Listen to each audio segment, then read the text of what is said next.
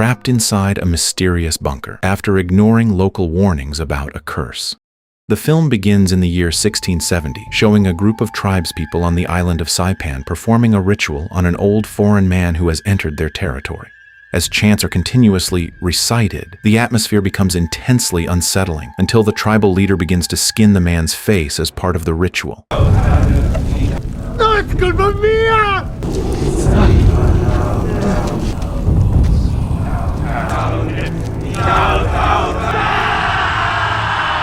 After that, the old man is imprisoned inside a cave and left there, his fate unknown. The story then shifts to the present day, where a woman named Paulina arrives at a hotel on the island of Saipan. She is a developer assigned to survey a location that will be turned into a new resort. After finishing her business at the hotel, Paulina steps outside and meets her colleague, Tyler, followed by Alan, a marketing agent responsible for offering the resort location to the company Paulina works for. Accompanying them is also Dave, a member of Paulina's team who works as a videographer. Not long after, they prepare to head to the site with the help of Pepe, a native of Saipan who works with Alan and serves as their guide. On their way, it is revealed that the resort development project has been rejected by the local residents because the land is considered sacred and holds spiritual significance for their ancestors. Despite this, the group continues their trip until they arrive at the location. There's a lot of folklore dating back to the Spanish colonization. I think it is a cursed place. Hey, what do these mean? That we should keep out. The land is situated in a remote part of the island, offering stunning views with untouched beaches and a waterfall along the hillside, making it highly promising as a tourist destination. To survey the area further, Paulina asks Dave to fly a drone. However, through the drone's footage, they spot two local men at the site, which seems strange since Alan previously claimed the area was never visited by residents. Assuming they are trespassing, Alan decides to drive them away and asks Pepe to help communicate in the local language. Before leaving, one of the men, an elderly figure wearing a mask, warns Pepe to be careful and not to ignore the messages of their ancestors. Although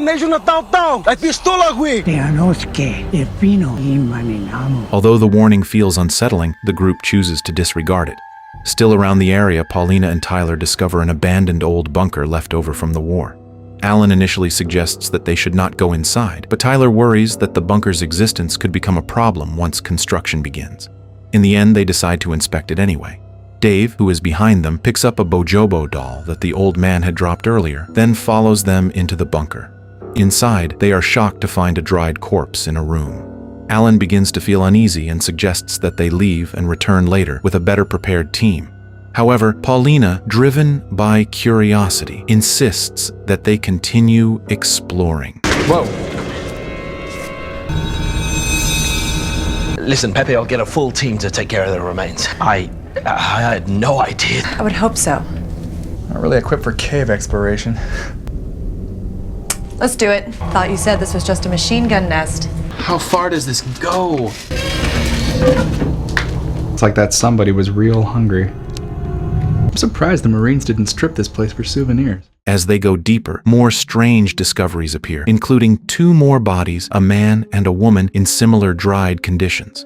Since the bunker dates back to World War II, they assume the bodies are victims of the war who were killed during the occupation. However, the situation takes a turn when they enter another room and encounter a mysterious old man who suddenly approaches Alan. That old man warns them to leave, but in a panic, Alan pushes him, causing his head to slam into the wall. As the old man lies dying, he warns them that Alan must die, and he also blames Paulina as the cause of everything. But I hear something.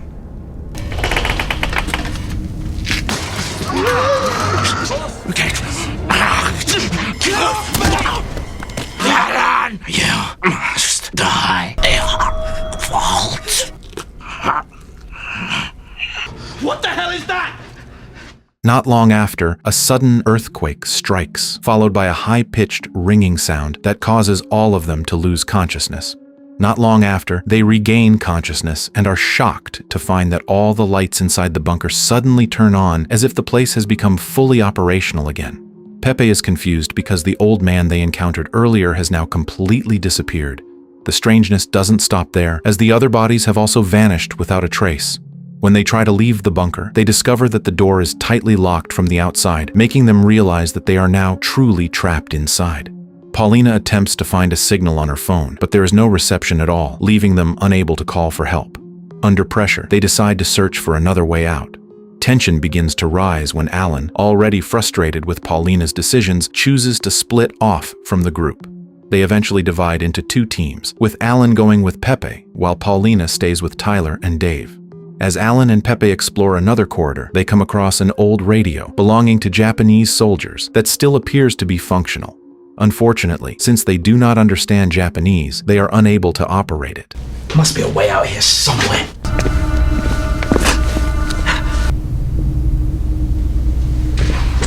Jackpot. Do you speak Japanese? I can ask where toilet is. Come on, Pepe. Nothing about toilet here. Meanwhile, Dave, who had briefly been separated, is suddenly approached by a mysterious man wearing a Japanese soldier's uniform.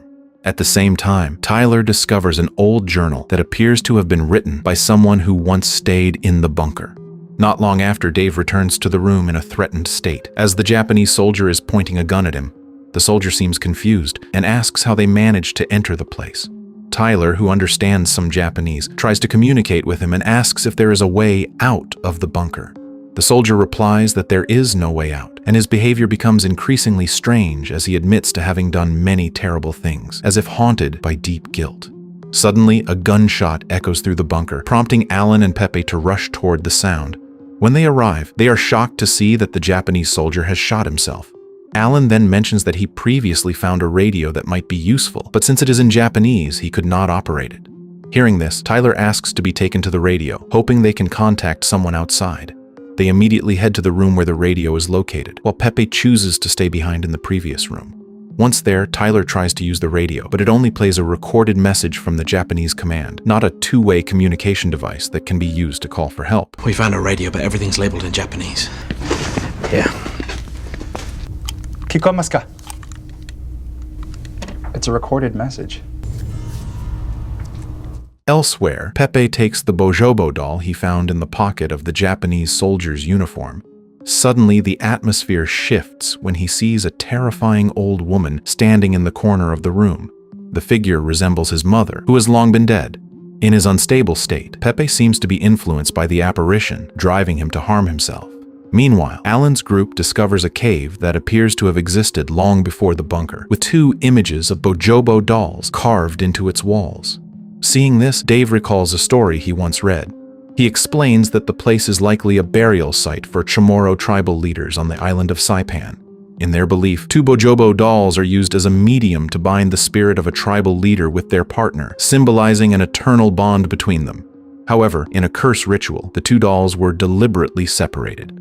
This separation is the core of the curse, as the broken bond causes suffering to the spirits bound within the dolls, and that suffering is also inflicted upon the target of the curse, a Spanish colonel who once committed atrocities against the Chamorro people. As a result, the colonel cannot die. He is cursed to live in an endless cycle of suffering, trapped in darkness and forced to endure the same torment repeatedly as long as the two dolls remain separated. Over time, the place was eventually discovered by Japanese soldiers during the war, and without any knowledge of the curse, they built a protective bunker there. These were the first Bojobo dolls. I read about it in a book on Chamorro folklore. Chief was buried down here. Bride was kept above ground. The chief's suffering for his lost love would be equally eternal. By separating the two, a curse was formed. The Spanish commander who did terrible things, and that torment would be felt by the commander. According to Dave, the curse most likely never truly disappeared, but instead continued to pass from one victim to the next, and he begins to suspect that the old man they encountered earlier may have been part of that cycle. However, Alan refuses to believe the explanation and dismisses everything as nothing more than baseless myth. The argument causes Dave to distance himself from the group, and that is when the strangeness returns. He sees the figure of his younger sister Claire, who has long been dead. The apparition looks real and seems to call out to him, drawing him closer without him realizing it. Suddenly, he loses his balance and falls, injuring his leg. Seeing Dave's condition, the group decides to leave the room and search for a safer place to tend to his injury. They then carry Dave to a room that once served as a resting area for soldiers in the past. Seeing that Dave is in no condition to walk, Paulina decides to stay and take care of him, while asking Alan and Tyler to continue searching for a way out of the bunker. In another room, Alan and Tyler are shocked by Pepe's sudden appearance, his body covered in self-inflicted cuts. With an empty stare, Pepe says that he has now become a witness, then adds that someone must bear their suffering. Pepe? I am witness now. Only one. Forever. Someone must carry their pain. The Monas protect me. Meanwhile, in the room where Dave is resting, he tells Paulina that he saw the figure of his younger sister, who has long been dead. The guilt over her death continues to haunt him. Dave then hands over the Bojobo doll he found earlier to Paulina. Meanwhile, tension reaches its peak when Tyler suggests that what they are experiencing is not merely hallucinations, but that they may have entered a different layer of time, going back to World War II when the bunker was still in use. However, Alan outright rejects the theory and insists that everything is just a setup by the locals to scare them away. Frustrated, Alan vents his anger by throwing a small bowl nearby, and in that instant, the atmosphere around them suddenly shifts. Out of nowhere, Alan sees the same mysterious old man they encountered earlier. The figure once again tells him that Alan must die, as if repeating the same warning. When Alan snaps back to reality, he immediately lashes out at Paulina, blaming her for everything that has happened, since she was the one who led them into the bunker. Trying to calm the situation, Paulina shows the doll Dave gave her and begins connecting it to the two images of dolls they saw earlier on the wall. They start to conclude that the two dolls are likely a pair bound together in the curse ritual, and that if they are reunited, there is a chance the curse within the bunker could be broken, allowing them to escape. If we reunite them, then be able to get out of here. Sure looks like the one in the painting. Come on. However, when Paulina returns to the room to check on Dave, she experiences something horrifying. She sees the figure of her young son, who has long been dead. The vision convinces Paulina that the bunker is not just an ordinary place, but one that can bring out the deepest trauma of anyone trapped inside it. After that, they return to studying the journal left by the Japanese soldier who had previously killed himself. From the notes, it is revealed that the man was actually a commander assigned to guard the bunker during World War II, along with his troops who were ordered to hold their position until the end of the war. One of his subordinates began acting strangely and eventually broke through one of the bunker walls. From there, they discovered a passage leading to a hidden cave that had existed long before the bunker was built, and it was there that the commander first found the Bojobo doll. This discovery led them to an entrance to a place believed to be the source of the curse, a mysterious location later known as Gehenna, a place where suffering seems to have no end. It was there that the soldiers encountered a mysterious figure believed to be the Spanish colonel, the first person to receive the curse from the Chamorro people. Strangely, the figure deliberately thrust his body toward the weapon held by the Japanese commander, as if trying to transfer the curse to someone else. His death triggered a powerful earthquake, similar to the one later experienced by Paulina and her group. From that moment on, the soldiers began to lose control of themselves. One by one, they turned violent and killed each other until only the commander remained alive. The journal then abruptly ends without further explanation. When Alan leaves to search for Pepe, Tyler notices an additional note at the end of the journal expressing the commander's desire to change his life. Because of this, the commander ultimately chose to take his own life, hoping to redeem himself in another life. However, something unnatural occurs. He does not die and instead is forced to endure endless suffering, condemned to live eternally within that place, marking that the curse has passed on to him. At the same time, Dave is once again terrorized by the figure of Claire until a scream is heard, prompting Paulina and Tyler to rush back to the room.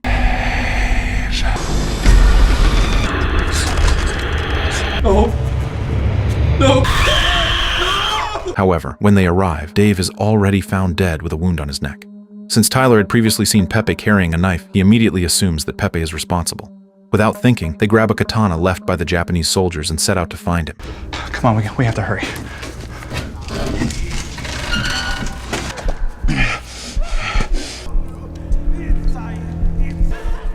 Turn that off, I can't see. It's not real. It's not real.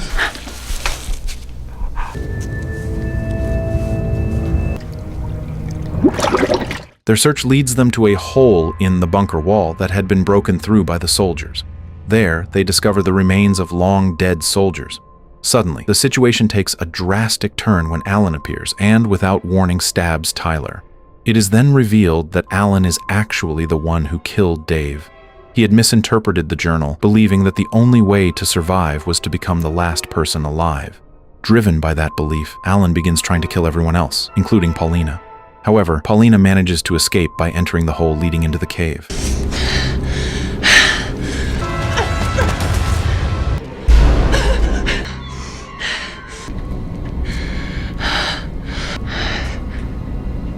Only one can live. Torment for eternity. Witness for eternity. Torment to all. In the darkness, she eventually encounters Pepe again. Paulina then shows him the Bojobo doll she is holding and tries to convince him that they still have a chance to end the curse that binds the place. She believes that if the two dolls are reunited, the spirits of the ancestors bound within them can be reunited as well, and the curse haunting the bunker can finally be broken, allowing them to escape. However, Pepe rejects the idea, believing that it goes against the will of their ancestors. To him, the curse is not merely a punishment, but a sacred belief that must be preserved. Even so, Paulina continues to persuade him, explaining that reuniting the dolls is not about defying the ancestors, but restoring balance as depicted in the symbols on the wall. Coincidentally, Pepe is holding the other Bojobo doll he had taken from the body of the Japanese commander. As Pepe attempts to reunite the two dolls, Alan suddenly appears and strikes him from behind. In a state of rage and loss of control, Pepe instead destroys one of the dolls by cutting off its head, an act that unknowingly makes the curse impossible to break. The situation worsens when Alan, without hesitation, stabs Pepe. Yet, in his final moments, Pepe laughs and tells Alan that he may have won, but he does not understand the true meaning of being the only one left alive. One weakness for you win, boss.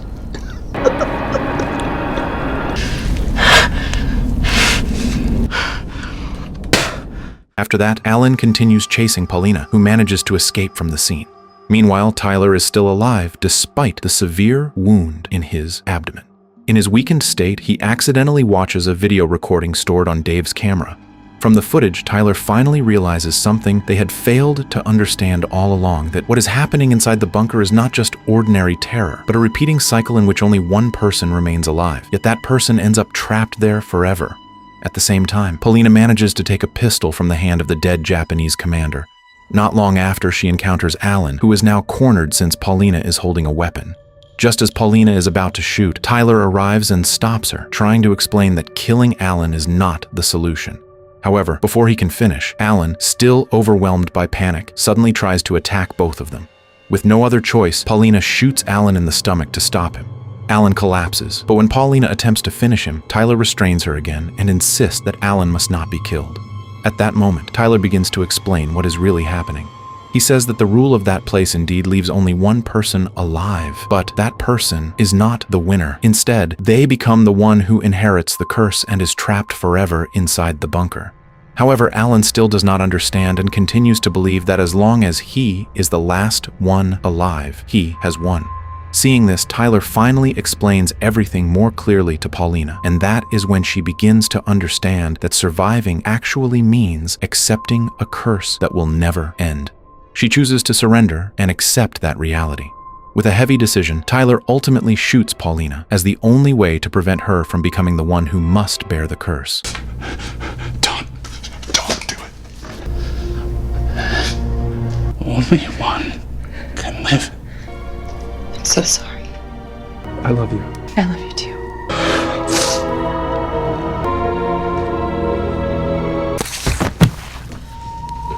After that, Tyler, already out of strength, can only laugh softly before telling Alan that he still does not understand because living in that place means losing and being trapped forever in darkness. Not long after, Tyler dies from blood loss. Now, only Alan remains. At first, he feels relieved for surviving, especially when he notices that the gunshot wound in his body begins to heal on its own. However, that relief turns into unease as he recalls Tyler's words. Driven by curiosity, Alan takes Dave's camera and watches the recording stored inside.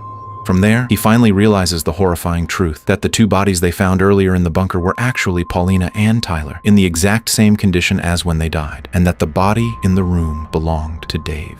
This realization hits him even harder when he understands that the old man who previously warned him to leave the bunker was actually himself from the future, recognizable by the same tattoo on his arm.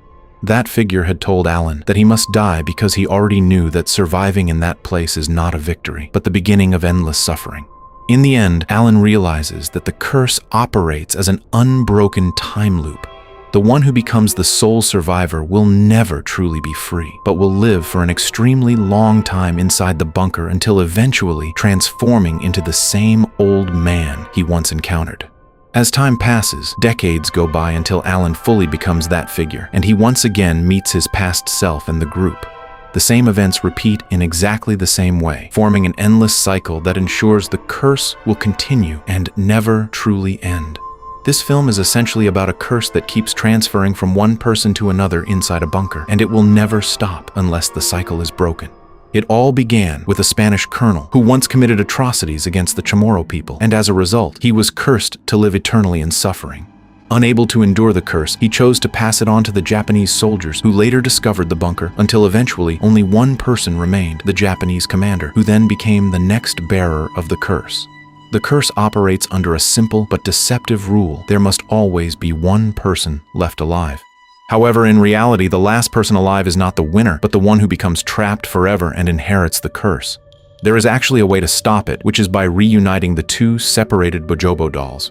One doll is placed at the entrance to Gehenna, while the other is carried by an old man who once came to the bunker. However, he accidentally drops the doll, which is later found by Dave and brought into the bunker. Unfortunately, the chance to end the curse is destroyed when Pepe breaks one of the dolls, making the curse impossible to stop. At this point, everything turns into a survival game that Alan completely misunderstands. He believes that if he becomes the last one alive, he will survive, when in fact the opposite is true. He will be the one trapped forever. Tyler is the only one who understands this, which is why he chooses to kill Paulina to prevent her from becoming the next victim of the curse.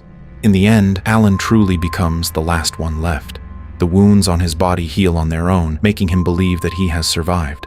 But slowly, he realizes the horrifying truth when he sees that everything has already happened before. Even the old man who warned him at the beginning turns out to be himself from the future. That is when it is revealed that this is not just an ordinary curse, but a repeating time loop. Alan, who survived, is not truly saved. Instead, he is trapped inside the bunker for decades until he eventually becomes the same old man he once encountered. In this endless loop of time, he faces himself again, trying to warn his past self in an attempt to break the cycle, but always failing. And in the end, all of it becomes part of an endless cycle, an eternal suffering that never truly ends, and that is where the story ends.